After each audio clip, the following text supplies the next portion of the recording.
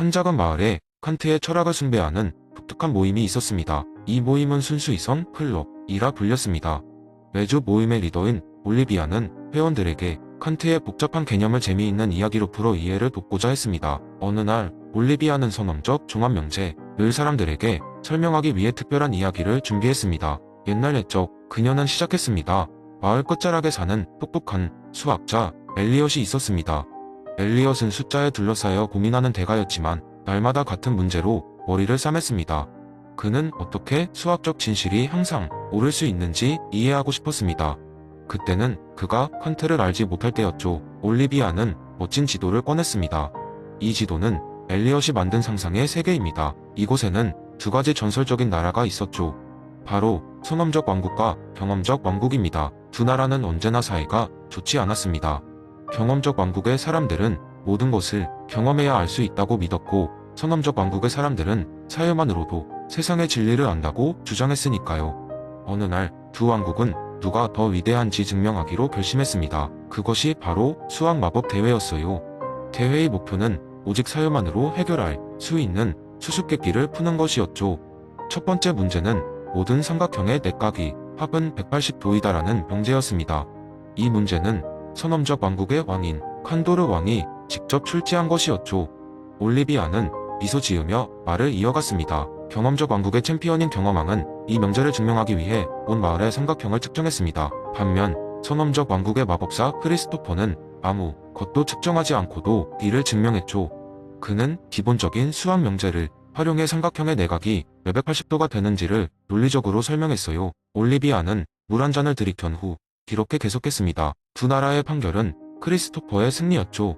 이 대회를 통해 경험 없이도 새로운 지식을 창출할 수 있다는 선험적 종합명제의 위대함이 드러났어요. 그러나 이는 종합적인 판단으로 새로운 정보를 제공하고 또 동시에 참이기 때문이었습니다. 이렇듯 엘리엇도 깨달았습니다.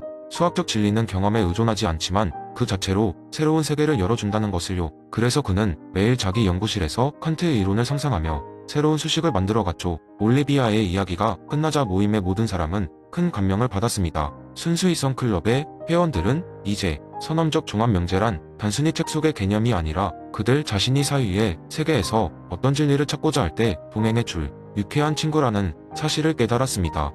이 이야기는 결국 단순한 철학적 논의가 아닌 그들의 삶 속에 깃든 진리를 탐구하는 재미있는 여정으로 남았습니다. 두 번째 이야기. 옛날 옛적 어느 작은 마을의 목정론 마을이라는 곳이 있었다.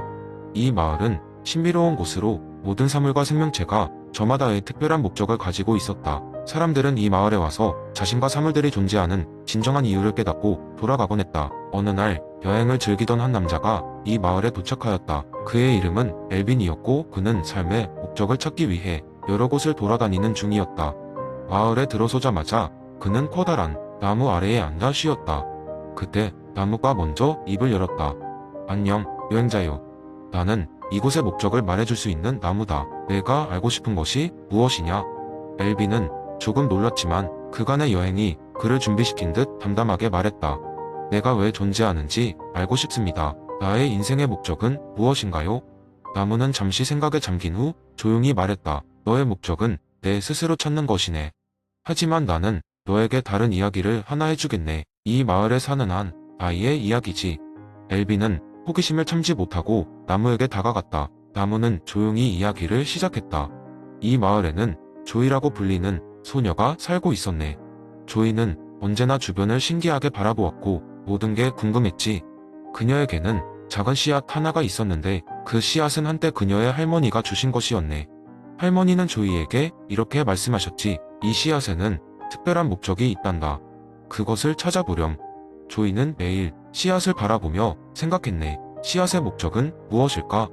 그녀는 씨앗을 심기로 결심했지. 매일 물을 주고 햇빛을 보게 하며 시간이 흘러 작은 싹이 튀어나왔다네. 조이는 그 과정을 지켜보며 흥미와 설렘에 가득 찼다네. 세월이 흘러 그 싹은 튼튼한 나무가 되었고 어느 날 조이는 그 나무가 주위를 풍요롭게 하고 있는 것을 발견했다네. 나무의 열매는 지나가던 여행자들에게, 동물들에게 많은 것을 나눠주었지. 조이는 그 순간 깨달았네. 이 씨앗의 목적은 이 마을을 더 아름답고 풍요롭게 만드는 것이었어. 라고 말이야. 그 과정을 통해 조이도 자신이 무엇을 위해 존재하는지 조금씩 알게 되었고 다른 이들과 기쁨과 사랑을 나누는 삶을 살기 시작했지. 엘비는 나무의 이야기에 깊이 감명받았다. 그는 이해하기 시작했다. 목적은 외부에서 주어지는 것이 아니라 스스로 찾아내야 하며 종종 그 여정 속에서 우리는 많은 것을 배우고 성장한다는 것을 말이다. 마을에서 떠나기 전 엘비는 나무에게 감사의 인사를 전했다. 당신 덕분에 큰 깨달음을 얻었습니다. 이제 저는 저만의 목적을 찾기 위한 여행을 계속 이어가야겠습니다. 나무는 잔잔한 미소로 대답했다. 너의 여행이 언제나 밝고 풍요롭길 바라네. 목적은 이미 내 안에 있으니 두려워 말고 그 길을 걸어가게. 엘비는 자신감을 되찾고 새로운 모험을 향해 나아갔다. 그로 인해 그는 단순히 목적을 찾아가는 것이 아니라 그 과정의 모든 순간을 즐길 수 있게 되었다. 목적론 마을의 나무가 전해준 이 이야기는 그의 삶을 풍요롭게 만들었고 그는 새로운 곳으로 떠나면서도 늘 마음속에 그 가르침을 간직하고 있었다. 이처럼 우리 각자 존재하는 이유와 목적을 찾는 여정은 가치 있는 것이며 그 자체로 삶을 풍요롭게 하는 힘을 가지고 있다. 이러한 깨달음은 아리스토텔레스의 목적론이 우리에게 전하는 중요한 메시지 중 하나일 것이다. 세 번째 이야기. 어느 작은 마을에 항상 즐거움을 추구하며 살아가는 사람들이 있었습니다. 이 마을은 잔치가 끊이지 않았고 어디를 가든 웃음과 즐거움이 넘쳐 흘렀습니다. 그러나 그들의 행복은 대부분 순간적인 쾌락, 즉 맛있는 음식, 신나는 음악, 재밌는 놀이에 집중되어 있었습니다. 그 마을의 사람들을 더욱 행복하게 해주기 위해 엄청난 과학자가 찾아왔습니다. 이 과학자는 존 스튜어트 미래공리주의 원칙에 따라 사람들의 행복을 연구하고 있었습니다. 그는 마을 사람들이 지속적이고 의미 있는 행복을 느끼도록 도와주고 싶어 했습니다. 과학자는 먼저 그들과 함께 잔치에 참여하면서 관찰했습니다. 머지않아 그는 마을 사람들이 섭취하는 음식이 한순간의 쾌락 외에는 남아있지 않다는 것을 깨달았습니다. 그리고 그들이 춤추고 노래하는 순간은 행복했지만 그 즐거움은 잠깐 동안에 지나지 않았습니다. 마을 사람들은 매주 새로운 잔치와 행사를 준비하며 지속적인 쾌락을 추구하고 있었으나 그것들은 일시적인 즐거움에 불과했습니다. 그래서 그는 주민들에게 중요한 실험을 제안했습니다. 우리 이대로도 충분히 행복하지만 제가 제안하는 실험에 참여해 주신다면 여러분이 행복을 한 차원 더 높일 방법을 찾을 수 있습니다. 라고 그는 말했습니다. 그 실험은 바로 행복의 질을 높이는 프로그램이었습니다. 첫 번째 단계로 과학자는 주민들에게 그동안 간과했던 나누는 기쁨에 대해 알렸습니다. 그는 마을 사람들을 무리를 지어 먼 곳에 있는 작은 마을로 인도했습니다. 그곳에는 먹을 것이 부족해 늘 허기져 있는 사람들이 있었습니다. 우리 마을 사람들은 그들에게 음식을 나누어 주기 시작했습니다. 놀랍게도 음식을 나눌 때 느끼는 만족감과 마음의 충족감은 단순히 먹고 마시는 즐거움과는 비교할 수 없을 만큼 큰 것이었습니다. 두 번째 단계로 그는 마을의 여러 워크숍과 강좌를 개설했습니다. 주민들은 매일 저녁 과학자가 준비한 다양한 강연에 참여하면서 철학과 예술, 과학에 대해 배우고 토론했습니다. 처음엔 이게 무슨 즐거움이고 재미냐고 묻던 사람들이 시간이 지날수록 그 속에서 새로운 희열을 찾았습니다. 어떤 이는 음악을 작곡하기 시작했고 또 다른 이는 그림을 그리기 시작하며 많은 이들이 자기 자신을 더 잘 이해하고 표현할 수 있게 되었습니다. 이러한 내면의 성장은 그들이 일상에서 느끼는 행복의 수준을 크게 높였습니다. 마지막 단계로 그는 모든 마을 주민들을 모아 서로의 이야기를 공유하도록 했습니다.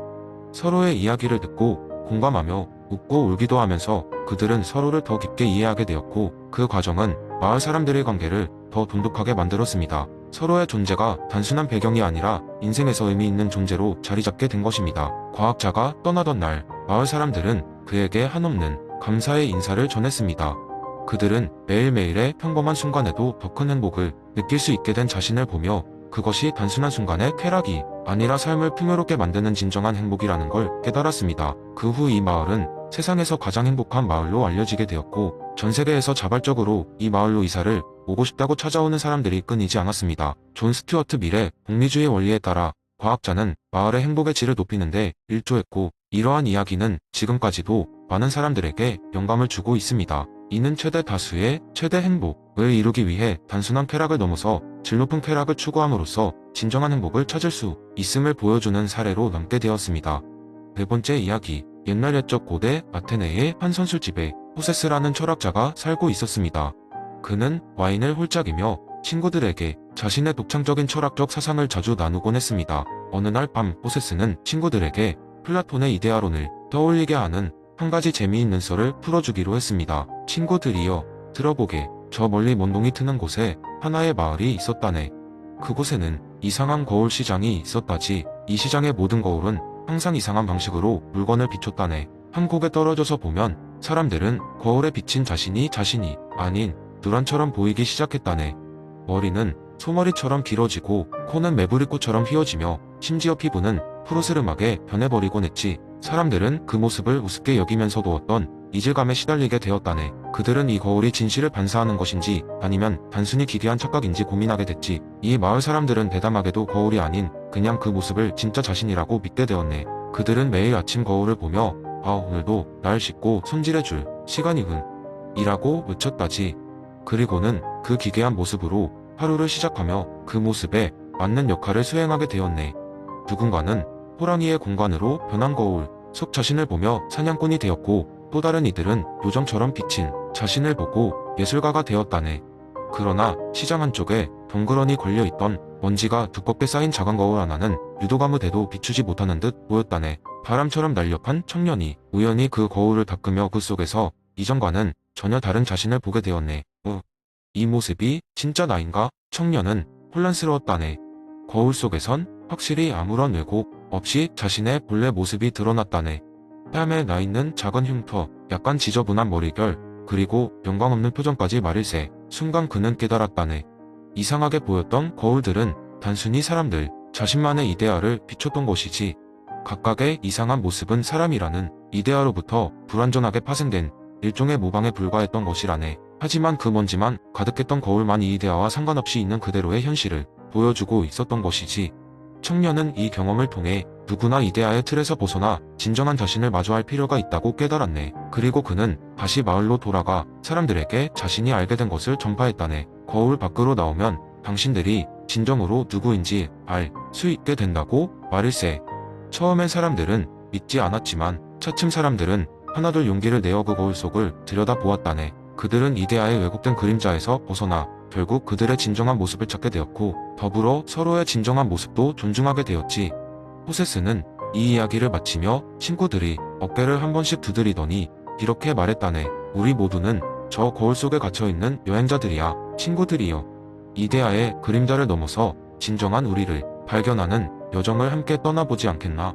그의 친구들은 와인잔을 높이 들며 함께 탐험해보자고, 그리고 자신의 이데아에 사로잡히지 않겠다고 다짐했다고 한다네. 이렇듯 호세스는 단순한 이야기를 통해 사람들에게 이데아론의 본질과 그 의미를 친숙하고 재미있게 전달하게 되었다네. 이 이야기는 플라톤의 이데아론이 무엇인지 전혀 몰랐던 사람들에게도 깊은 인상을 남겼다네.